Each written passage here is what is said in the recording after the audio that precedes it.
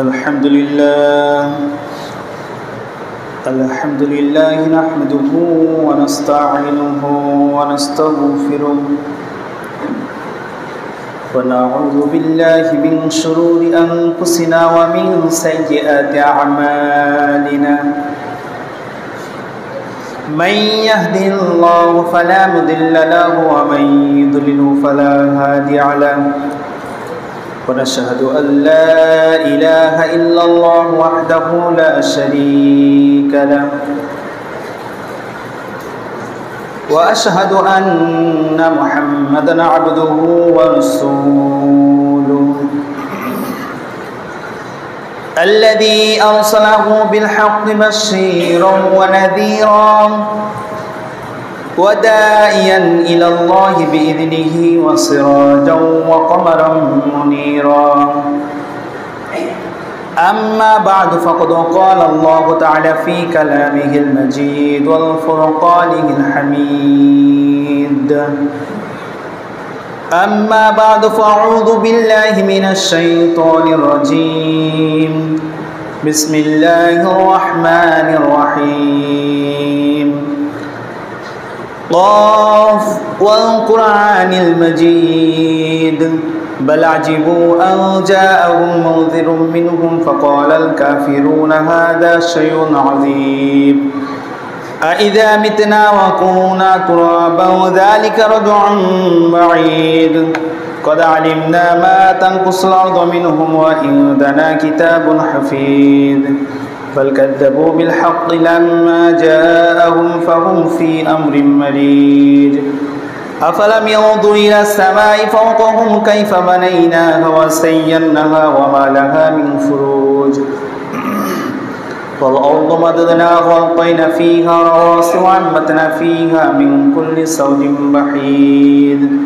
تبصرة وذكرى لكل عبد منيب ونزلنا من السماء ماء مباركا فأنبتنا به جنات وحب الحصيد أما بعد فأعوذ بالله من الشيطان الرجيم بسم الله الرحمن الرحيم وإذا حييتم بالتحيات فحيوا بأحسن منها أو ردوها إن الله كان على كل شيء حسيبا وقال الله تعالى أعوذ بالله من الشيطان الرجيم يا أيها الذين آمنوا لا تدخلوا بيوتا غير بيوتكم حتى تستأنسوا ولا تسلموا على أهلها ذلكم خير لكم لعلكم تذكرون وقال رسول الله صلى الله عليه وسلم إن أولى الناس بالله من بدأهم بالسلام الحمد لله যাবতীয় প্রশংসা সমস্ত তারিফ সমস্ত সিফত সানা সেই মহান রব্বুল আলামিনের জন্য যিনি আমাদেরকে তার সন্তুষ্টির উদ্দেশ্যে আজকের এই 2 রাকাত সালাত আদায় করার জন্য আজকের এই জুমার মজলিসে আসার তৌফিক দান করেছেন সেই মহান রবের দরবারে ছোট্ট করে শুকরিয়া আদায় করছি সকলে পাঠ করছি কালিমাতুশ শুকর আলহামদুলিল্লাহ দুরূদ ও তাসলিমাত বর্ষিত হোক সর্বকালের সর্বযুগের সর্বশ্রেষ্ঠ মহামানব যিনি অক্লান্ত পরিশ্রমের মাধ্যমে আমাদেরকে যাবতীয় সঠিক নির্দেশনা দিয়ে গেছেন আমাদের নৈতিকতা আমাদের কাজকর্ম আমাদের আমল সমস্ত কিছুকে আমাদেরকে শিক্ষা দিয়েছেন সেই রাসূলের প্রতি আমরা সকলে ছোট্ট করে শুকরিয়া আদায় করছি সকলে পাঠ করি সাল্লাল্লাহু আলাইহি ওয়াসাল্লাম সম্মানিত উপস্থিতি আল্লাহ রাব্বুল আলামিন প্রত্যেকটি জাতির মাঝে একটি অভিভাবনমূলক কোনো কিছু শিক্ষা দিয়েছেন তার ব্যতিক্রম মুসলিম জাতি নয় ঠিক এই মুসলিম জাতিকে আল্লাহ রাব্বুল আলামিন প্রত্যেকটি মানুষের মাঝে দাঁড়ানোর জন্য কথা বলার জন্য সুনির্দিষ্ট কিছু নিয়মাবলী দিয়েছেন যে নিয়মগুলো যদি আমরা ফলো না করি তাহলে রাসূল সাল্লাল্লাহু আলাইহি ওয়াসাল্লাম তিনি বলছেন সেই ব্যক্তির কথা শোনা যাবে না, তার কথার জবাব দেওয়া যাবে না। পক্ষান্তরে অনেক হাদিস রয়েছে, বিষয়গুলো নিয়ে আমরা আলোচনা করব ইনশাআল্লাহ। আজকের আলোচনার মূল বিষয় হচ্ছে আসসালামু ক্বাবলাল কালাম। কথা বলার পূর্বে সালাম প্রদান করতে হবে, এটাই হচ্ছে হাদিস, এটাই হচ্ছে নিয়ম।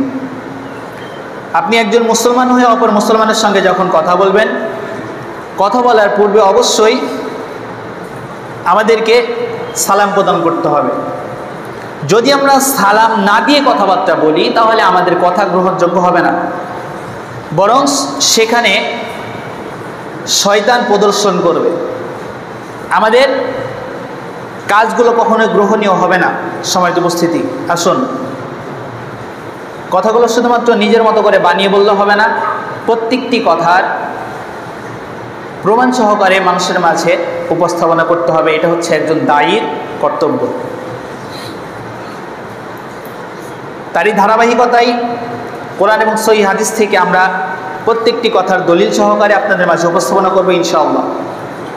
সর্বপ্রথমে আল্লাহ রাব্বুল আলামিন তিনি বলছেন সূরাতুন নূর 24 নম্বর সূরা 27 নম্বর আয়াতে, ইয়া আইয়ুহাল্লাযীনা আমানু, হে ঈমানদারগণ, লা তাদখুলু বুয়ুতান গায়রা বুয়ুতিকুম, তোমরা কোনো গৃহের মধ্যে প্রবেশ করিও না, তোমাদের নিজ গৃহ ব্যতীত তোমরা কোনো গৃহের মধ্যে প্রবেশ করিও না, হাত্তা তাস্তানিসু, যতক্ষণ পর্যন্ত না তোমরা সেখান থেকে অনুমতি প্রাপ্ত হও, ওয়ালা তুসাল্লিমু, যতক্ষণ পর্যন্ত তোমরা সেখানে সালাম প্রদান করবে না, ততক্ষণ পর্যন্ত তোমরা সেই গৃহের মধ্যে, সেই ঘরের মধ্যে তোমরা প্রবেশ করতে পারবে না। অতএব কোনো বাড়ির মধ্যে প্রবেশ করতে হলে, কোনো ঘরের মধ্যে প্রবেশ করতে হলে আমাকে আপনাকে সর্বপ্রথম নিয়ম শৃঙ্খলা শিখিয়ে দিচ্ছেন আল্লাহ রাব্বুল আলামিন। সূরাতুন নূর 24 নম্বর সূরা 27 নম্বর আয়াতে আল্লাহ রাব্বুল আলামিন তিনি বলছেন, হে ঈমানদারগণ, তোমরা কোনো বাড়ির ভিতরে প্রবেশ করো না শুধুমাত্র নিজের বাড়ি ব্যতীত, আর অন্য কোনো বাড়ির মধ্যে প্রবেশ করতে হলে হাত্তা তাস্তানিসু ওয়ালা তুসাল্লিমু, তোমরা সালাম না দিয়ে, অনুমতি না নিয়ে সেখানে প্রবেশ করিও না।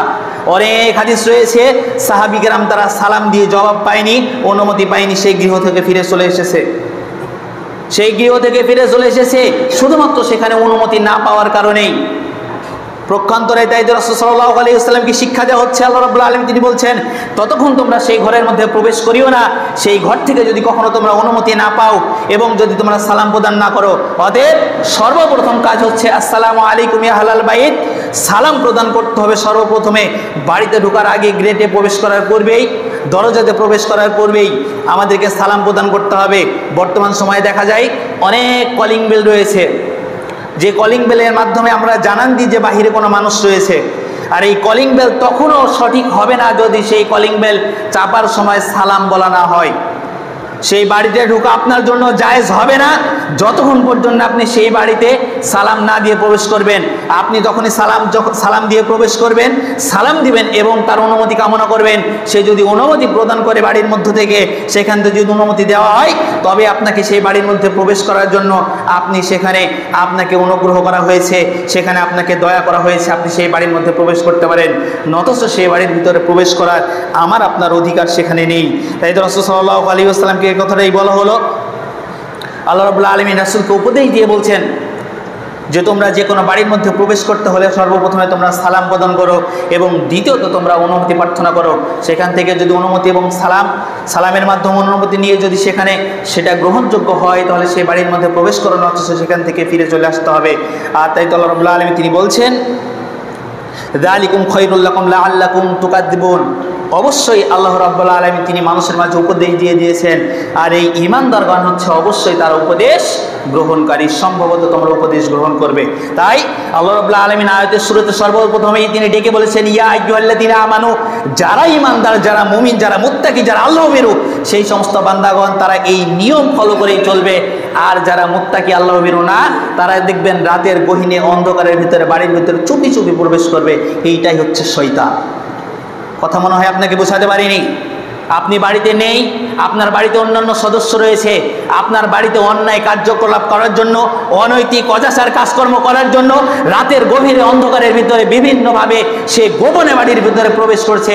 এই প্রবেশ আপনার জন্য, আমার জন্য, প্রত্যেকের জন্য হারাম, অবশ্যই অবশ্যই হারাম। এটা আল্লাহ রাব্বুল আলামিন বলেছেন। সেই বাড়িতে ঢোকা আমার জন্য জায়েজ হবে না, কোনো কিছুই সেখানে জায়েজ হবে না। মনে হয় আপনি এটাও বুঝতে পারেননি, আপনি বাড়িতে আপনার গৃহিণী রেখে এসেছেন, আপনার অনুপস্থিতিতেই চুপি চুপি তার একজন পরকীয়ার মাধ্যমে একজন ব্যক্তিকে চুপি চুপি প্রবেশ করাচ্ছে। হারাম, হারাম, হারাম। বাড়িতে প্রবেশ করা হারাম। সেই কার্যকলাপ করতে গেছে, এটা তো 100% এখানে কোনো অনিশ্চয়তা নেই, কোনো অজুহাতই নেই এখানে। বাড়ির ভিতরে প্রবেশ করতে হলে প্রকাশ্যে সালাম দিয়ে অনুমতি নিয়ে আপনাকে প্রবেশ করতে হবে, অথচ সেই বাড়ির ভিতরে প্রবেশ করার জন্য আপনাকে অধিকার দেওয়া হয় নাই। তাহলে এক নম্বর বিষয় হচ্ছে, যে কোনো বাড়ির ভিতরে কোনো জায়গাতে প্রবেশ করতে হলে, কোনো ঘরের মধ্যে প্রবেশ করতে হলে আমাদেরকে সালাম দিয়ে অনুমতি নিয়ে প্রবেশ করতে হবে। এটা হচ্ছে সূরাতুন নূর 24 নম্বর সূরা 27 নম্বর আয়াত থেকে আমরা শিক্ষা গ্রহণ করলাম।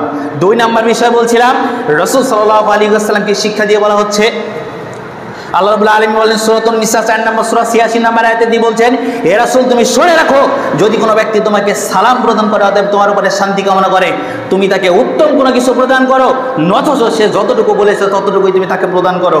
আপনি রাস্তা দিয়ে পাশ কেটে চলে যাচ্ছেন, একজন ব্যক্তি আপনাকে বলছে আসসালামু আলাইকুম ওয়া রাহমাতুল্লাহ, আপনার উপরে শান্তি কামনা করা হলো।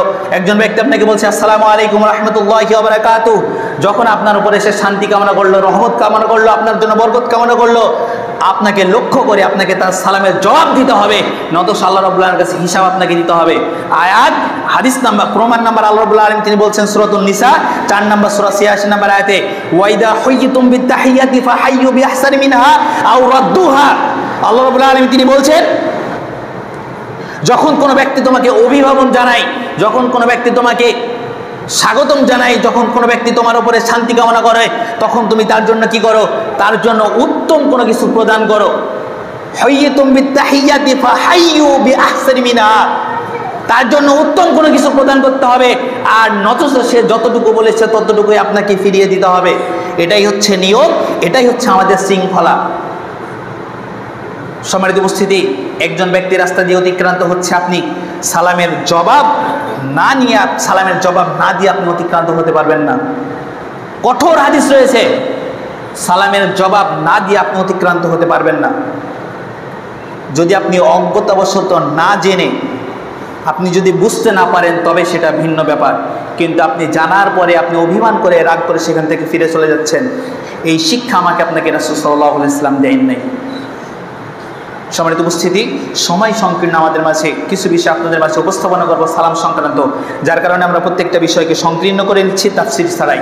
আল্লাহ রাব্বুল আলামিন আমাদেরকে আরও বলছেন, যখন আমরা কি করব, আল্লাহ রাসূল সাল্লাল্লাহু আলাইহি ওয়াসাল্লামের কাছে একজন ব্যক্তি আসলেন, আসার বলে রাসূল সাল্লাল্লাহু আলাইহি ওয়াসাল্লামকে তিনি বলছেন, ইয়া রাসূলুল্লাহ, ইসলামের ভিতরে কোন কাজটি সব থেকে উত্তম?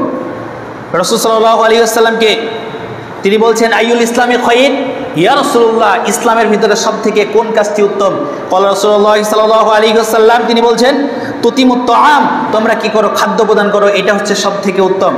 ওয়া তাকরাউস সালাম, এবং তোমরা কথা বলার পূর্বে তোমরা সালাম প্রদান করো। অতএব তোমরা খাবার প্রদান করো এবং হচ্ছে তোমরা সালাম প্রদান করো। ইসলামের মধ্যে এই কাজটি হচ্ছে সব থেকে উত্তম কাজ। ইসলামের মধ্যে সব থেকে উত্তম কাজ হচ্ছে তোমরা সালাম প্রদান করো এবং তোমরা কি করো? তোমরা একজন আরেকজনকে তোমরা খাদ্য প্রদান করো, খাবার প্রদান করো, এটা হচ্ছে সব থেকে উত্তম কাজ।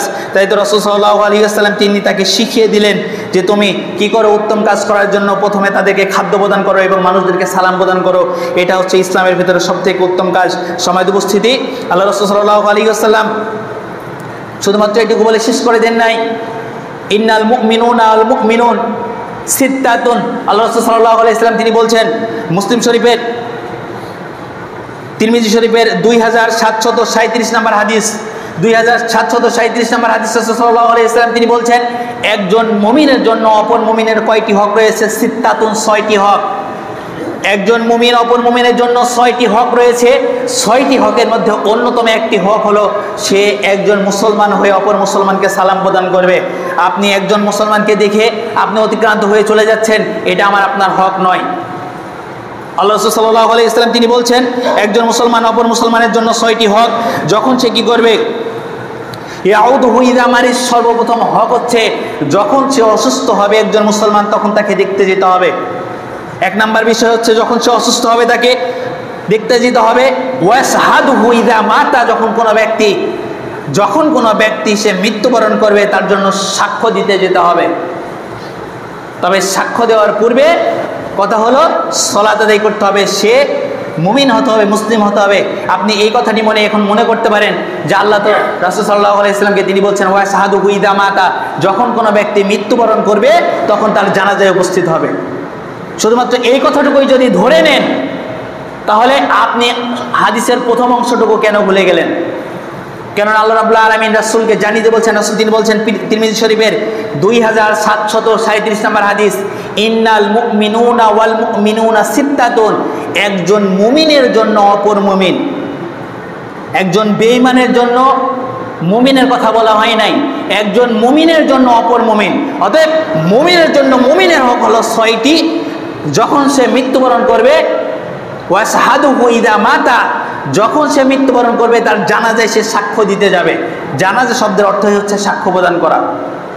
অতএব তাহলে বিষয় হলো একজন মুমিনের জন্য অপর মুমিনের হক হলো, 2 নম্বর হক হচ্ছে যখন সে মৃত্যুবরণ করবে তার জানাজায় উপস্থিত হবে। 3 নম্বর বিষয় তিনি বলছেন ওয়ায়ুজিবু ইযা দাওয়াতা, যখন কোনো ব্যক্তি আপনাকে দাওয়াত প্রদান করবে তখন আপনাকে দাওয়াতটা গ্রহণ করতে হবে। যখন কোনো ব্যক্তি আপনাকে দাওয়াত দিবে তখন দাওয়াত গ্রহণ করতে হবে। ওয়ায়ুসাল্লিমু আলাইহি ইযা লাকিহু, এইবারে বিষয় হচ্ছে যখন কোনো ব্যক্তি আপনাকে সালাম প্রদান করবে তখন আপনাকে সালামের জবাব দিতে হবে। একজন মুমিনের জন্য অপর মুমিনের যে 6টি হক রয়েছে, এই 6টি হকের মধ্যে অন্যতম একটি হক হলো কোনো ব্যক্তি যদি, কোনো মুসলিম যদি, কোনো মুমিন যদি আপনাকে সালাম প্রদান করে তাহলে তার সালামের জবাব দিতে হবে। সম্মানিত উপস্থিতি, তাহলে সালামটা কত গুরুত্বপূর্ণ বিষয় একজন মুমিনের জন্য হয়তো আমরা বুঝতে পারছি। শুধুমাত্র এটুকু বলে শেষ করে দেন নাই। রাসূল সাল্লাল্লাহু আলাইহি ওয়াসাল্লাম তিনি বলছেন সালাম তো আমরা প্রদান করব, কিন্তু সালামের প্রদান করার জন্য যে শব্দগুলি এগুলো কেমন। আল্লাহ রাসূল সাল্লাল্লাহু আলাইহি ওয়াসাল্লামের কাছে একজন ব্যক্তি আসলেন। আবু দাউদের 5195 নম্বর হাদিস। রাসূল সাল্লাল্লাহু আলাইহি ওয়াসাল্লাম তিনি বলছেন একজন ব্যক্তি তখন আসলেন, আসার পরে তিনি বললেন সালামের শব্দগুলি কেমন হবে। একজন ব্যক্তি আসার পরে তিনি বলছেন আসসালামু আলাইকুম ওয়া রাহমাতুল্লাহ। রাসূল সাল্লাল্লাহু আলাইহি ওয়াসাল্লামের কাছে আসার পরে বলছেন আসসালামু আলাইকুম ইয়া রাসূলুল্লাহ। সর্বপ্রথম বাক্য তিনি বললেন আসসালামু আলাইকুম। রাসূল সাল্লাল্লাহু আলাইহি ওয়াসাল্লাম তিনি বলছেন এই ব্যক্তিটির জন্য 10টি নেকি। মনে রাখুন কয়টি নেকি? এই ব্যক্তিটির জন্য 10টি নেকি। পরবর্তীতে আরেকজন ব্যক্তি আসলেন, আসার পরে বলছেন আসসালামু আলাইকুম ওয়া রাহমাতুল্লাহ। তিনি শব্দটি পরে যুক্ত করলেন ওয়া রাহমাতুল্লাহ, অতএব আপনার উপরে শান্তি বর্ষিত হোক এবং আল্লাহ তাআলার রহমত বর্ষিত হোক। রাসূল সাল্লাল্লাহু আলাইহি ওয়াসাল্লাম তিনি বলছেন এই ব্যক্তিটির জন্য 20টা নেকি। কয়টি নেকি? 20টা নেকি। তাহলে আসসালামু আলাইকুম 10টি নেকি, আসসালামু আলাইকুম ওয়া রাহমাতুল্লাহ এই ব্যক্তিটির জন্য 20টা নেকি। এরপরে রাসূল সাল্লাল্লাহু আলাইহি ওয়াসাল্লামের কাছে তৃতীয় ব্যক্তি আসলো, আসার পরে তিনি বলছেন আসসালামু আলাইকুম ওয়া রাহমাতুল্লাহি ওয়া বারাকাতুহু। এবারে রাসূল সাল্লাল্লাহু আলাইহি ওয়াসাল্লাম তিনি বলছেন অমুক ব্যক্তিটির জন্য, অপর ব্যক্তিটির জন্য 30টি নেকি। কয়টি নেকি? পূর্ণ সালামের জন্য 30টি নেকি। তাহলে যদি কেউ পূর্ণ সালাম প্রদান করে, যদি সে বলে আসসালামু আলাইকুম, তবুও ইসলামের অভিভাবন হয়ে যাবে। এরপরে কেউ যদি বলে আসসালামু আলাইকুম ওয়া রাহমাতুল্লাহ, তবুও হয়ে যাবে। যদি কেউ পূর্ণ সালাম বলে আসসালামু আলাইকুম ওয়া রাহমাতুল্লাহি ওয়া বারাকাতুহু, তাহলে তার সালামের বাক্যর সঙ্গে তার নেকির কম বেশি হবে। অতএব কেউ যদি পূর্ণ সালাম দেয় তাহলে তার জন্য 30টি নেকি লেখা হবে। সম্মানিত উপস্থিতি, তাহলে কেউ যদি আপনাকে সালাম প্রদান করে আসসালামু আলাইকুম ওয়া রাহমাতুল্লাহ, আপনি তার জবাবে তার থেকে উত্তম কোনো কিছু যদি প্রদান করতে হয় তাহলে তাকে বলুন ওয়া আলাইকুম আসসালাম ওয়া রাহমাতুল্লাহ। যদি কেউ আপনাকে বলে আসসালামু আলাইকুম ওয়া রাহমাতুল্লাহ, তাহলে আপনি তার থেকে উত্তম কোনো কিছু প্রদান করুন ওয়া আলাইকুম আসসালাম ওয়া রাহমাতুল্লাহি ওয়া বারাকাতুহু। যদি এই কথাটি যদি আপনাকে কেউ বলে, পূর্ণাঙ্গ সালাম যদি কেউ আপনাকে প্রদান করে আসসালামু আলাইকুম ওয়া রাহমাতুল্লাহি ওয়া বারাকাতুহু, পূর্ণাঙ্গ সালাম যদি আপনাকে কেউ দেয় তাহলে এর থেকে তো উত্তম কোনো কিছু প্রদান করা যাবে না, কেন রাসূল শিক্ষা দেয় নাই। তাহলে আপনাকে ততটুকুই আপনাকে প্রদান করতে হবে। আপনি ওয়া আলাইকুম সালাম বলে রেখে দিতে পারবেন না। আপনি ওয়ালাইকুম সালাম বলে রেখে দিতে পারবেন না, এটা আমার আপনার হক নয়। কেননা ওয়াইদা হাইয়ুতুম বিতাহিয়াতি ফাহাইয়ু বিআহসানি মিনহা, আপনি উত্তম কোনো কিছু প্রদান করুন, অথচ তাকে যে যতটুকু প্রদান করেছে ততটুকুই প্রদান করুন। সূরাতুন নিসা ৮৬ নম্বর আয়াতে আল্লাহ এই কথাটি বলছেন। অতএব কেউ যদি আপনাকে বলে আসসালামু আলাইকুম ওয়া রাহমাতুল্লাহি ওয়া বারাকাতুহু, তাহলে আপনাকে বলতে হবে ওয়া আলাইকুমুস সালাম ওয়া রাহমাতুল্লাহি ওয়া বারাকাতুহু, পূর্ণাঙ্গ হিসাবে আপনাকে ফিরিয়ে দিতে হবে। সম্মানিত উপস্থিতি, তাই তো বলছিলাম যে ইসলামের অভিভাবন জানানোর পূর্ণাঙ্গ বাক্যগুলো হচ্ছে ঠিক এরূপ হতে পারে। আর এগুলোর মাধ্যমে যখন আপনি কোনো ব্যক্তিকে সালাম প্রদান করবেন, যদি কোনো ব্যক্তি আপনার উপরে রাগান্বিত থাকে, তাহলে তার রাগটা অবশ্যই ভেঙে যাবে আশা করি। কেননা আপনি সকালে দেখা হলো, তার আপনার ডান পাশ দিয়ে যখন অতিক্রান্ত হয়ে চলে যাচ্ছে, তখন আপনি তাকে বলছেন আসসালামু আলাইকুম ওয়া রাহমাতুল্লাহ। আপনি তাকে বলছেন আল্লাহ তাআলার পক্ষ থেকে আপনার উপরে শান্তি বর্ষিত হোক। এরপরে আবার দ্বিতীয় দিন যখন চলে যাচ্ছে, তখন আবার আপনি তাকে বললেন আসসালামু আলাইকুম ওয়া রাহমাতুল্লাহি ওয়া বারাকাতুহু। আপনি তার জন্য শান্তি কামনা করছেন, তার জন্য রহমত কামনা করছেন, তার জন্য বরকতের দোয়া করছেন। সে একদিন, দুই দিন, তিন দিন ভাবতে ভাবতে কোনো না কোনো একটা সময় তার মনের ভিতরে নিজেই সংকোচ হবে যে সেই ব্যক্তি আমার সঙ্গে যতই রাগান্বিত থাক, যতই অভিভাবন থাক, যতই অভিমান থাক, তারপরেও সেই ব্যক্তি আমার জন্য কি করে, সার্বক্ষণিক আমার জন্য শান্তি কামনা করে, আল্লাহ তাআলার কাছে রহমত কামনা করে, বরকত কামনা করে। অতএব তার উপরে রাগান্বিত হয়ে থাকা যায় কিভাবে? তাৎক্ষণিক কোনো এক সময় দেখবেন যে আপনাকে আপনার সালামের জবাব সহ আপনাকে কৌশল বিনিময় করছে, অর্থাৎ আপনার সঙ্গে শুভেচ্ছা বিনিময় করছে, আপনার সঙ্গে মুসাফা করবে, ভালো মন্দ কথাবার্তা বলবে, শুধুমাত্র সালামের অভিভাবনের কারণে। আপনি তার উপরে শান্তি কামনা করছেন, বরকত কামনা করছেন, রহমত কামনা করছেন, আর সেই ব্যক্তি আপনার জন্য গজব কামনা করে কিভাবে? যদি সে মুমিন হয়ে থাকে, কখনোই তার জন্য কোশ্চিনকালেও আপনার জন্য খারাপ কোনো দোয়া করতে পারবে না, কেননা আপনি তার জন্য সার্বক্ষণিক ভালো দোয়াটাই করছেন। অতএব সালামটা হচ্ছে আমাদের কাছে অত্যন্ত একটা জরুরি বাক্য, যে বাক্যটার মাধ্যমে আমাদের যাবতীয় পাপাচার কাজগুলো দূর হয়, আমাদের যাবতীয় মানুষের ভিতরে রাগ বেরাগ রয়েছে এগুলো থেকে দূর হয়ে যায়।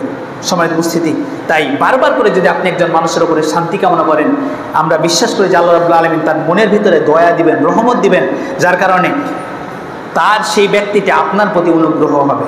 সম্মানিত উপস্থিতি, তাই সালামটাকে ব্যাপকভাবে প্রচলন রাখতে হবে। সম্মানিত উপস্থিতি, এবারে বলছিলাম যে সালাম তো আমরা দিব, কিন্তু সালামের নিয়মাবলী কেমন হওয়া উচিত? আমরা সালাম যখন দিব, সালাম দেওয়ার জন্য রাসূল সাল্লাল্লাহু আলাইহি ওয়াসাল্লাম তিনি আমাদেরকে শিক্ষা দিয়ে বলছেন যে যখন আমরা সালাম দিব, তখন সালামের জন্য কিছু নিয়মাবলী রয়েছে। রাস্তার পাশে বসে থাকার নিয়ম রয়েছে, একজন মানুষের পাশে অতিক্রান্ত হওয়ার নিয়ম রয়েছে। ঠিক তদ্রুপই রাসূল সাল্লাল্লাহু আলাইহি ওয়াসাল্লাম তিনি বলছেন, যখন কোনো ব্যক্তির পাশ দিয়ে আমরা অতিক্রান্ত হব, ইউসাল্লিমুস সাগীরু আলাল কাবীর।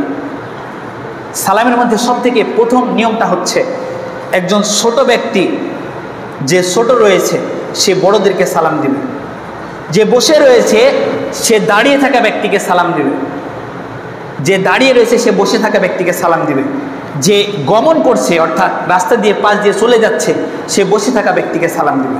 তাহলে যেখানে কম সংখ্যক লোক রয়েছে, সেই কম সংখ্যক লোক বেশি সংখ্যক লোকদেরকে সালাম দিবে। তাহলে সালামের জন্য কয়েকটি নিয়ম হলো, এক, ইউসাল্লিমুস সাগীরু আলাল কাবীর। সর্বপ্রথম বিষয় হচ্ছে যে ছোট ব্যক্তি বড়দেরকে সালাম দিবে। দুই, দাঁড়িয়ে থাকা ব্যক্তি বসে থাকা ব্যক্তিকে সালাম দিবে। তিন, রাস্তা দিয়ে গমন করা ব্যক্তি বসে থাকা ব্যক্তিকে সালাম দিবে। চার, কম সংখ্যক যেখানে লোক রয়েছে সেই কম সংখ্যক লোক বেশি সংখ্যক লোকদেরকে সালাম দেবে। এটাই হচ্ছে সালামের নিয়ম। সমাজ উপস্থিতি, অনেক হাদিস বর্ণনা রয়েছে, আমরা চাইলে অনেক কিছু হাদিস বর্ণনা করতে পারি আপনাদের মাঝে, কিন্তু যে কয়টা হাদিস আমরা নিয়েছিলাম এই হাদিসগুলো বর্ণনা করতে অন্তত 10 মিনিট সময় লাগবে, যার কারণে বিষয়টাকে সংক্ষিপ্ত করে নিচ্ছি। আপনারা এখান থেকে বুঝুন, আল্লাহ সাল্লাল্লাহু আলাইহি ওয়াসাল্লাম তিনি শিক্ষা দিচ্ছেন, এক নম্বর বিষয় হচ্ছে ছোটরা বড়দেরকে সালাম দিবে, কম সংখ্যক লোক বেশি সংখ্যক লোককে সালাম দিবে, গমন করার ব্যক্তিগণ তারা হচ্ছে বসে থাকা ব্যক্তিদেরকে সালাম দেবে। এইভাবে সালামের শিক্ষাগুলো রাসূল সাল্লাল্লাহু আলাইহি ওয়াসাল্লাম আমাদেরকে দিয়ে গেছেন। এরপরে আমরা বলছিলাম যে সালাম যখন আমরা প্রদান করব, এই সালাম প্রদান করার জন্য কখন, কিভাবে, কতটুকু দূরত্বে সালাম প্রদান করা যাবে। অর্থাৎ একজন ব্যক্তিকে আপনি সালাম দিয়েছেন, সালাম দেওয়ার পরে আপনি আবার দ্বিতীয়বার তাকে কখন কিভাবে সালাম দিতে পারবেন। হাদিস রাসূল সাল্লাল্লাহু আলাইহি ওয়াসাল্লাম তিনি বলছেন, আবু দাউদের 5200 নম্বর হাদিস, 5200 নম্বর হাদিস, রাসূল সাল্লাল্লাহু আলাইহি ওয়াসাল্লাম তিনি বলেন, একজন ব্যক্তিকে আপনি দ্বিতীয়বার সালাম প্রদান করতে পারবেন ততটুকু দূরত্বে। ধরে নিন আপনি একজন ব্যক্তিকে সালাম দিয়েছেন, সালাম দেওয়ার পরে মাঝখানে আমাদের একটা গাছ অতিক্রান্ত হয়েছে, মানে একটা ছায়া হয়েছে, আড়াল হয়েছে, একটা দেয়ালের কথা উল্লেখ রয়েছে। অর্থাৎ একজন দেয়ালের অপর প্রান্তে রয়েছে আর অপর প্রান্তে রয়েছে, দুইজন দুই পাশ দিয়ে যাওয়ার পরে যে মাঝখানে যে সময়টুকু অতিক্রান্ত হয়েছে, শুধুমাত্র দেয়ালটা অতিক্রান্ত হওয়ার পরে এই দূরত্ব বজায় রেখে তাদেরকে সালাম দেওয়া যাবে। অর্থাৎ মাঝখানে যদি একটা গাছ অতিক্রান্ত হয় তারপরে দ্বিতীয়বার সে ব্যক্তিকে আবার সালাম দেওয়া যাবে। তাহলে সম্মানিত উপস্থিতি, হাদিসের ভিতরে আরো একটি বিষয় উল্লেখ রয়েছে, একটি পাহাড়ের কথা বলা রয়েছে, অর্থাৎ পাথরের কথা। মাঝখানে একটি পাথর পড়বে, সেই পাথর অতিক্রান্ত হলে পাথরের এই মাথা থেকে ওই মাথা, সে যত বড়ই হোক না কেন, যত ছোটই হোক না কেন, মাঝখানে যদি একটি পাথর পড়ে, মাঝখানে যদি একটি গাছ পড়ে, মাঝখানে যদি একটি দেওয়াল পড়ে, তাহলে আপনি চাইলে দ্বিতীয়বার তাকে আবার সালাম প্রদান করতে পারেন। হাদিস আবু দাউদের 5200 নম্বর হাদিস উল্লেখ করা হয়েছে। সম্মানিত উপস্থিতি, এরপরে আমরা বলছিলাম যে আসলে এতটুকু দূরত্বে আমরা সালাম প্রদান করতে পারি। তবে এবারে বিষয় হচ্ছে যে মানুষের ভিতরে আপনারা কত মানুষ দেখেছেন যে বাড়ি থেকে জিনিস চুরি করে নিয়ে যায়? অনেক চোর রয়েছে না, চোরের বিধান রয়েছে, রাসূলুল্লাহ সাল্লাল্লাহু আলাইহি ওয়াসাল্লাম তিনি বলছেন যারা চুরি করবে তাদের হাত কেটে দাও। কিন্তু এমন কিছু চোর রয়েছে যাদের হাত কেটে দেওয়া যায় না। এমন কিছু ব্যক্তি রয়েছে যারা দান সাদকা করে না। আপনি কি সেই ব্যক্তিকে চিনেন? চলুন আজকে আমরা চিহ্নিত করি সেই ব্যক্তিগুলোকে। রাসূল সাল্লাল্লাহু আলাইহি ওয়াসাল্লাম তিনি বলছেন, হাদিস তবরানী 334 নম্বর হাদিস, রাসূল সাল্লাল্লাহু আলাইহি ওয়াসাল্লাম তিনি বলেন, সেই ব্যক্তি হচ্ছে সবথেকে বড় চোর, সেই ব্যক্তি হচ্ছে সবথেকে বড় চোর যে রুকু এবং সিজদা চুরি করে। মনে হয় বুঝাতে পারিনি। সালাত আদায় করছে ঠিকই, কিন্তু রুকু সিজদা ঠিক মতো করে না, রুকু সিজদা করে না, রুকুতে যাওয়া মাত্রই আবার দাঁড়িয়ে পড়ে। তাসবিহ তাহলিল করতে পারলো কি পারলো না, ইমাম সাহেবও সেটা দেখলো না, মুক্তাদিও সেটা পড়লো না। এই ব্যক্তি হচ্ছে পৃথিবীর মধ্যে সবথেকে বড় চোর। যে ব্যক্তি রুকু সিজদা চুরি করে, এই ব্যক্তির মতো বড় চোর আর নেই। হাদিস তাবরানী 334 নম্বর হাদিসে উল্লেখ করা হয়েছে।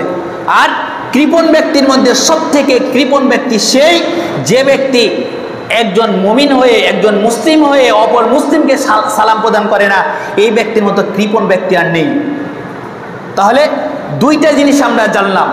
এক নাম্বার ব্যক্তি হচ্ছে সে সবথেকে বড় চোর, যে ব্যক্তি সালাতের মাঝখানে রুকু এবং সিজদাকে চুরি করে। দুই, সেই ব্যক্তি হচ্ছে সবথেকে বড় কৃপণ, যে ব্যক্তি সালাম দিতে কৃপণতা করে। আপনি কেন কৃপণতা করেন আমার বুঝে আসে না। সালাম তো দিলে পূর্ণাঙ্গ সালামে 30টি নেকি। আমার আপনার তো ক্ষমতা নেই সারাদিন ধরে যদি একটি গর্ত খনন করি, সেখানে যদি 5 তলা বিল্ডিংও তৈরি করি মাটির নিচে, এত পরিশ্রম করার পরেও একটি নেকি উদ্ধার করার আমাদের ক্ষমতা নেই। কিন্তু একটি সালাম প্রদান করলে, পূর্ণাঙ্গ সালাম প্রদান করলে 30টি নেকি। আপনি কেন সালাম প্রদান করেন না, কেন এখানে এত কৃপণতা করেন আমার বুঝে আসে না। আপনাদের মনে হয় নেকির প্রয়োজন নেই, যার কারণে আপনারা হুজুরের জন্য অপেক্ষা করেন, হুজুর কখন সালাম দিবেন। হাদিস তো এখনো বলি নাই, ইন্না আওয়ালান নাস বিল্লাহি মান বাদাহু বিস সালাম। রাসূল সাল্লাল্লাহু আলাইহি ওয়াসাল্লাম তিনি বলছেন তোমাদের মধ্যে সবথেকে সেই ব্যক্তি উত্তম যে ব্যক্তি সর্বপ্রথম সালাম প্রদান করে, সেই ব্যক্তি হচ্ছে উত্তম। আপনি মনে হয় চান না আল্লাহ তাআলার কাছে উত্তম হইতে। হুজুরি কখন সালাম প্রদান করবে, হুজুরি মনে হয় খালি উত্তম হবে। আপনাদের উত্তম হওয়ার প্রয়োজন নেই, আপনাদের পূর্ণাঙ্গ সালামের প্রয়োজন নেই। যাই হোক, বিষয়গুলোকে এইভাবে বলতে চাচ্ছি না। আমি চাই যে প্রত্যেকটি মানুষ কৃপণতা থেকে দূরে থেকে তাদের আমলকে বৃদ্ধি করুন। এই জন্য বেশি বেশি করে সালাম প্রদান করুন, ছোট বড় সবাইকে সালাম প্রদান করুন। হাদিস রাসূলুল্লাহ সাল্লাল্লাহু আলাইহি ওয়াসাল্লাম তিনি বলছেন, মাররা আলা গিলবানি ফাসাল্লামা আলাইহি।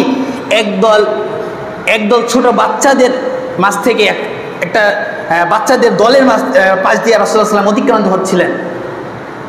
রাসূল সাল্লাল্লাহু আলাইহি ওয়াসাল্লাম সেই সমস্ত বাচ্চাদেরকে সালাম দিয়ে অতিক্রান্ত হলেন, অর্থাৎ সালাম দিয়ে তাদেরকে পার হলেন। মাররা আলা গিলমান ফাসাল্লামা আলাইহি, তাদের পাশ দিয়ে যখন রাসূল অতিক্রান্ত হলেন, ফাসাল্লামা আলাইহি, তাদেরকে সালাম প্রদান করলেন। আপনি বসে থাকেন যে সেই ছোট ব্যক্তি আমাকে কখন সালাম দেবে, আর আপনি তাকে শিখাননি যে সালাম দিতে হয় কিভাবে আপনাকে সালাম দেবে। আগে নিজে শিক্ষা দিন। কাউকে সম্মান করলে তবেই গা সালাম পাওয়া যায়, তবে সম্মান পাওয়া যায়। কাউকে ভালোবাসলে তবেই গা ভালোবাসা পাওয়া যায়, কাউকে শ্রদ্ধা করলে তবেই গা ভালোবাসা পাওয়া যায়। একটা ছোট বাচ্চা দেখলে আপনি তাকে কখনো শিক্ষা দিতে পারেননি বাবা এইভাবে সালাম দিতে হয়। কোনো বড় মানুষ দেখলে তুমি বলবে আসসালামু আলাইকুম ওয়া রাহমাতুল্লাহ। তারপরে তুমি সেখান থেকে অতিক্রান্ত হবে, সেই ব্যক্তি আপনার, সেই ছোট বাচ্চাটিও আপনাকে কীভাবে সালাম দিবে? তাকে তো আপনি কোনোদিন শিখাননি।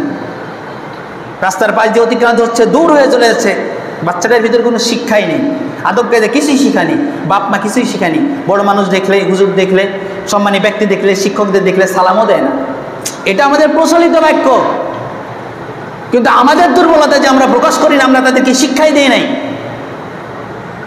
আমরা তাদেরকে শিক্ষাই দিই নাই যে এইভাবে মানুষদেরকে সম্মান করতে হয়। আরে সেই ব্যক্তি উত্তম যে বড়দেরকে সম্মান করে এবং ছোটদেরকে স্নেহ করে। আপনি কোনোদিন ওই বাচ্চাকে স্নেহ করে দেখেছেন? আপনি কি সেই বাচ্চাকে কখনো ভালোবেসে দেখেছেন? আপনি তার ভালোবাসা আশা করেন? সমাজের উপস্থিতি, তাই তো বলছিলাম, সমাজের ভিতরে যদি ভালোবাসা সৃষ্টি হয়ে যায় তাহলে আমাদের ভিতরে এই সমস্ত প্রশ্নগুলো কখনোই থাকবে না। আর ভালোবাসা সৃষ্টি করার জন্য হাদিস একটি আসবে অবশ্যই ইনশাল্লাহ। আল্লাহ সাল্লাল্লাহু আলাইহি ওয়াসাল্লাম তিনি বলছেন, তো আমরা বলছিলাম যে আমাদেরকে কি করতে হবে, যে আমরা চোর দেখেছি কিন্তু সব থেকে বড় চোর দেখি নেই। সব থেকে বড় চোর হচ্ছে সেই ব্যক্তি যে রুকু এবং সিজদা খুব দ্রুত করে, তাড়াতাড়ি করে, এই ব্যক্তি সব থেকে বড় চোর। আমরা অনেক কৃপণ দেখেছি, দান সাদকা করে না, মানুষদেরকে খাদ্য প্রদান করে না, তাদেরকে বিভিন্ন জিনিস প্রদান করে না, জাকাত প্রদান করে না, কিন্তু এত বড় কৃপণ দেখি নাই যে কোনো কিছু দেওয়া ছাড়াই সেই ব্যক্তি শুধুমাত্র মুখ থেকে এতটুকু বলি উচ্চারণ করবে, আসসালামু আলাইকুম রাহমাতুল্লাহি ওয়া বারাকাতুহু, এতটুকু বাক্য উচ্চারণ করার মতো শব্দ, সেই শক্তি তাদের ভিতরে মনে হয় যে আসে নাই। এর থেকে বড় কৃপণ আর কি হতে পারে? এটা হাদিস বলছে, আমি বলি নাই। সমাজের উপস্থিতি, এবার আসুন আরেকটি কথা আপনাদের মাঝে বলি। অনেক বক্তা দেখেছেন, অনেক শ্রোতা দেখেছেন, অনেক আলোচক দেখেছেন, কিন্তু সেই ব্যক্তির কথা শোনা যাবে না, সেই ব্যক্তির কথা শোনা যাবে না, সেই শ্রোতার কথা শোনা যাবে না, সেই আলোচকের কথা শোনা যাবে না যে আলোচক কথার পূর্বে আসসালামু কবলাল কালাম, কথা বলার পূর্বে সে সালাম দিয়ে শুরু করে নাই। সেই ব্যক্তির কথা শোনা যাবে না, সেই ব্যক্তির কথা শোনা যাবে না, সেই ব্যক্তির কথা শোনা যাবে না, তার কথায় কোনো মত দেওয়া যাবে না, তার সঙ্গে কোনো কথাই বলা যাবে না। হাদিস আমার কাছ থেকে নিয়ে যান, কোনো সমস্যা নেই। আপনি চাইলে সলাতের পরে আপনাকে দিয়ে বসবো, এখন সলাৎ দিলে অনেক সময়ের ব্যাপার। তাহলে যে ব্যক্তি মঞ্চে দাঁড়িয়ে থেকে বিসমিল্লাহির রহমানির রহিম, প্রিয় এলাকাবাসী আসসালামু আলাইকুম, প্রিয় এলাকাবাসীর পূর্বে আপনাকে আসসালামু আলাইকুম বলতে সমস্যা কোথায় ছিল? বিসমিল্লাহর পূর্বে আপনাকে সালাম বলতে শব্দটা কোথায় সমস্যা ছিল? আসার পরে লিল্লাহে তাকবীর শুরু করে দিই, তারপরে বিভিন্ন ধরনের স্লোগান, রাজনৈতিক স্লোগান, বিভিন্ন ধরনের স্লোগান আমরা শুরু করি, কোথায় পেয়েছেন? আসসালামু কবলাল কালাম শিক্ষা নিয়ে নিন। কথা বলতে হলে, আলোচক হতে হলে আপনাকে সর্বপ্রথমে সালাম প্রদান করতে হবে, নতশা আপনার কথা শোনাই যাবে না। হাদিস বিদ্যমান। সময় উপস্থিতি, অতএব তাহলে সেই ব্যক্তির কথা শোনা যাবে না, সেই আলোচকের কথা শোনা যাবে না, সেই ব্যক্তির কথা শোনা যাবে না, সেই বক্তার কথা শোনা যাবে না যে ব্যক্তি প্রথমে উঠেই কথা শুরু করে সালাম না দিয়ে। সময় উপস্থিতি, সে যে কোনো পর্যায়ের বক্তা হোক না কেন, সে শিক্ষক হোক, সে আলোচক হোক, সে বক্তা হোক, সে নেতা হোক, যেই হোক না কেন, সমাজ উপস্থিতি, তাই কথা বলার পূর্বে সালাম প্রদান করতে হবে। এটাই হচ্ছে রাসূলের শিক্ষা। এবার আমরা বলছিলাম যে আল্লাহ রাসূল সাল্লাল্লাহু আলাইহি ওয়াসাল্লাম তিনি আমাদেরকে বলছেন যে মানুষের ভিতরে কোন ব্যক্তি সব থেকে উত্তম। আমরা আগেই বলেছি যে রাসূল সাল্লাল্লাহু আলাইহি ওয়াসাল্লাম তিনি বলছেন ইন্না আওয়ালান নাস বিল্লাহি মান বাদাহুম বিসসালাম। হাদিস এসেছে আহমদ শরীফের 22,236 নম্বর হাদিস, 22,246 নম্বর হাদিস, যেটা এই পৃথিবীর মধ্যে এখন পর্যন্ত সব থেকে বেশি হাদিস সংগ্রহর গ্রন্থ, সেটার নাম হচ্ছে ইমাম আহমদের আহমদ শরীফ, অর্থাৎ আহমদ ইবনে হাম্বলের যে কিতাবটি রয়েছে এটা হচ্ছে আহমদ শরীফ। এই আহমদ কিতাবের মধ্যে 22,246 নম্বর হাদিসে রাসূল সাল্লাল্লাহু আলাইহি ওয়াসাল্লাম তিনি বলছেন, তিনি উল্লেখ করেছেন ইন্না আওয়ালান নাস বিল্লাহি মান বাদাহুম বিসসালাম, তোমাদের মধ্যে সব থেকে সেই ব্যক্তি হচ্ছে উত্তম যে ব্যক্তি সর্বপ্রথমে সালাম দেয়। অতএব আপনি উত্তম হতে পারেন। আরে আমরা তো এখানে প্রতিযোগিতা করি, মসজিদের মধ্যে যারা থাকে তারা আমরা প্রতিযোগিতা করি কি আগে সালাম দেয়। এটা তো মোড়ে কখনোই হয় না। কোনো ব্যক্তি যদি মানে বাজার দিয়ে মোড় দিয়ে পার হয়, যেটা সব থেকে নিকৃষ্ট জায়গা সেটা হচ্ছে বাজার, দুনিয়ার মধ্যে সব থেকে নিকৃষ্ট জায়গা। আর সেখানে বসে থেকে মানুষ কখন মানুষ মনের ভিতরে আশা করে যে হুজুর যাবে, কখন সালাম দেবে, কখন একজন হুজুর আসবে, কখন একজন টুপিওয়ালা আসবে, কখন সমাজের নেতা আসবে, একজন মৌলবী আসবে, সালাম দিবে। আরে নিকৃষ্ট জায়গায় বসে থেকে আপনি আশা করেন কীভাবে যে হুজুর আপনাকে সালাম দিবে? লজ্জা লাগে না? একটু নিজের ভিতরে ঘৃণিত হয় না, কষ্ট হয় না? আপনি কিভাবে বলেন এই সমস্ত কথা বলেন? আমার তো এদিকে যেতেই খারাপ লাগে, যেখানে বসে থেকে 10 জন 15 জন 20 জন মানুষ বসে থেকে হট্টগোল তৈরি করেছে, সকাল থেকে সারাদিনে কয়বার যে নেশা করেছে, কয়বার যে গাঁজা টেনেছে, নাউজুবিল্লাহ, আল্লাহ ভালো জানে। ওই সমস্ত ব্যক্তি আবার বলে নাকি হুজুর সালাম দেয় না। আপনি কখনো সালাম দিয়ে দেখেছেন? আরে মসজিদে এসে দেখেন মানুষ সালাম দেয় কিনা। আমরা মসজিদে যারা থাকি একজন আরেকজনকে সালাম দেওয়ার জন্য প্রতিযোগিতা করি। আরে সবার কথা না বললে, একজনের কথা না বলে পারি না। ওই যে হাজি সাহেব মুরব্বী মানুষ বসে আছেন এখানে, ওই হাজি সাহেব এখান থেকে বসে থেকে আমাকে আগে সালাম দেওয়ার জন্য তিনি চেষ্টা করে যে আমি কখন তার দিকে তাকাবার আমাকে সালাম দেবে। দুজন প্রতিযোগিতা শুরু করে, আমি তাকানোর পূর্বে তাকে সালাম দিতে পারি। আর এখানে গেট থেকে বের হলো নাকি আমি সালাম দিই, উনি আমাকে সালাম দেয়। আপনি কখনো করেছেন আরেকজন ব্যক্তির সঙ্গে সালামের প্রতিযোগিতা? আপনি আরেকজনের কাছ থেকে কীভাবে সালামের আশা করেন? সম্মানিত উপস্থিতি, নিজের সঙ্গে আমলের বিবেচনা করুন, তারপরে আরেকজন মানুষের বিবেচনা করবেন। সম্মানিত উপস্থিতি, তাই বলছিলাম যে সমস্ত বিষয়গুলো আমাদের মাঝে খুব গুরুত্বপূর্ণ, কিন্তু আমরা এগুলো অবহেলায় ছেড়ে দিয়েছি। আমরা জানি না যে এগুলো এত পরিমাণ আমলযোগ্য, কিন্তু এগুলো আমরা করি না। ওই যে দাম্ভিক্য প্রদান করি, দাম্ভিক্য, অহংকার। সম্মানিত উপস্থিতি, আসুন আমরা সর্বশেষ একটি হাদিস আজকে এখানেই আলোচনা শেষ করবো ইনশাআল্লাহ। আল্লাহ রাসূল সাল্লাল্লাহু আলাইহি ওয়াসাল্লাম তিনি বলছেন, লা তাদখুলুল জান্নাতা। হাদিসটি আবু হুরায়রা থেকে বর্ণিত, মুসলিম শরীফের 54 নম্বর হাদিস। আবু হুরায়রা থেকে বর্ণিত, রাসূল সাল্লাল্লাহু আলাইহি ওয়াসাল্লাম তিনি বলছেন, লা তাদখুলুল জান্নাতা হাত্তা তুমিনু ওয়া লা তুমিনু হাত্তা তাহাব্বু, আলা আদুল্লুকুম আলা শাইইন তাহবাবতুম আফসুস সালামা বাইনাকুম। মনোযোগ দিয়ে শুনুন, রাসূল সাল্লাল্লাহু আলাইহি ওয়াসাল্লাম তিনি বলছেন, লা তাদখুলুল জান্নাতা, কোনো ব্যক্তি জান্নাতের ভিতরে প্রবেশ করতে পারবে না। লা তাদখুলুল জান্নাতা, কোনো ব্যক্তি জান্নাতের ভিতরে প্রবেশ করতে পারবে না যতক্ষণ পর্যন্ত না সে হাত্তা তাহাব্বু, যতক্ষণ পর্যন্ত না তার ভিতরে ভালোবাসা সৃষ্টি হয়। রাসূল সাল্লাল্লাহু আলাইহি ওয়াসাল্লাম তিনি বলছেন, ওয়ালা তাহাব্বু, তাদের ভিতরে ভালোবাসাও সৃষ্টি হবে না, তাদের ভিতরে ভালোবাসাও সৃষ্টি হবে না। রাসূল সাল্লাল্লাহু আলাইহি ওয়াসাল্লাম তিনি বলছেন, আওয়ালা আদুল্লুকুম আলা শাইইন, তোমাদেরকে এমন কোনো জিনিস আমি শিক্ষা দেব না যেটা তোমাদেরকে, মানুষদেরকে ভালোবাসতে সৃষ্টি করবে, ভালোবাসা বৃদ্ধি করবে, জান্নাতে যাওয়ার রাস্তা সুগম করবে। আর সেই জিনিসটাই হচ্ছে আফসুস সালামা বাইনাকুম, তোমরা ব্যাপকভাবে সালাম প্রচলন করো। যদি তোমরা ব্যাপকভাবে সালাম প্রচলন করো তাহলে কোনো ব্যক্তি তোমার উপরে রাগান্বিত থাকতে পারবে না। যদি তুমি ব্যাপকভাবে সালাম প্রচলন করো তাহলে সেই ব্যক্তি কখনোই তোমার কাছে এসে খারাপ মনোভাব প্রকাশ করতে পারবে না। তার মনের ভিতরে যদি খারাপ কোনো আশা আকাঙ্ক্ষা থাকে, তবুও তোমার দোয়ার কারণে, তোমার ভালোবাসার কারণে তার সেটা পরিবর্তন হয়ে যাবে। তুমি যদি তাকে সালাম প্রদান করো, আর সেটাই হচ্ছে তার ভিতরে ব্যাপকভাবে ভালোবাসা বৃদ্ধি করবে, সেটা হচ্ছে আফসুস সালামা বাইনাকুম। তোমরা ভালোবাসা সৃষ্টি করতে পারবে তখনই তোমরা যদি ব্যাপকভাবে সালাম প্রচলন করো। আর যদি তোমরা ব্যাপকভাবে সালাম প্রচলন করো তবেই তোমাদের ভিতরে ভালোবাসা সৃষ্টি হবে, আর তবেই তোমাদেরকে আল্লাহ রাব্বুল আলামিন জান্নাতের ভিতরে প্রবেশ করাবেন। হাদিস প্রথমে কি বলেছে? লা তাদখুলুল জান্নাতা, তোমরা জান্নাতের ভিতরে প্রবেশই করতে পারবে না হাত্তা তাহাব্বু, যতক্ষণ পর্যন্ত না তোমরা একজন আরেকজনকে পরস্পরকে ভালোবাসতে পারো। ওয়ালা তাহাব্বু, তোমরা একজন আরেকজনকে ভালোবাসতে পারবে না।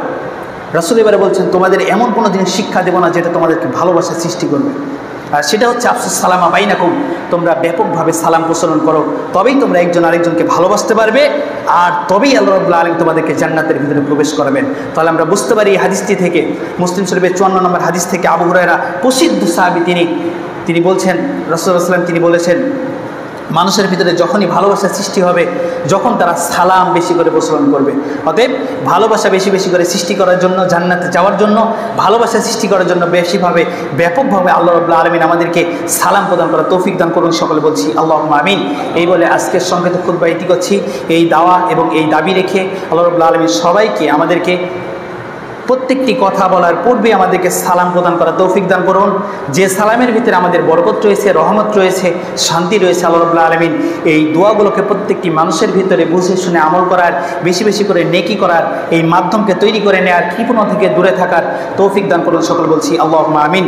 ওয়া আখিরু দাওয়ানা আলহামদুলিল্লাহি রাব্বিল আলামিন। আসসালামু আলাইকুম ওয়া রাহমাতুল্লাহি ওয়া বারাকাতুহু।